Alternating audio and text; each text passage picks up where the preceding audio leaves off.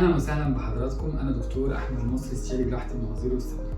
النهارده ضيفتي مريم، العينين القدام بقالها 4 سنين.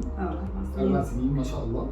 والحلو فيها انها محافظه على الوزن بتاعها. ممكن بقى هي تحكي الاكسبيرينس بتاعتها.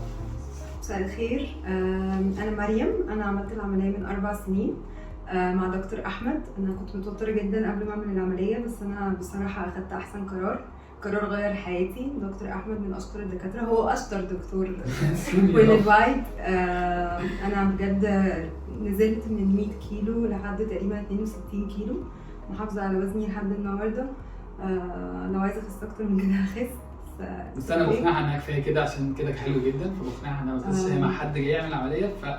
حابه تحكي الاكسبيرينس بتاعتها، شطوره ومحافظه. الحلو قوي فيها ان انت بعد الوقت ده، ان في ناس على فكره بتبتدي تبوظ. مبسوط بالنتيجه بتاعتك جدا، انت فعلا شطوره، وعقبال كل الناس تبقى شاطره زي انا اتمنى يعني ان كل الناس بجد اللي بتفكر تعمل العمليه دي تيجي لدكتور احمد. هو عنده متابعه قويه جدا مع كل الدكاتره اللي ممكن تكونوا محتاجينها. دكتور نيوتريشن، دكتور الجيم او المسؤول يعني عن الجيم، دكتور النفسي، كل الناس اللي بره فيري سبورتيف. فلو في حد بيفكر يعمل العمليه دي طبيعي لازم يجي دكتور احمد. شكرا.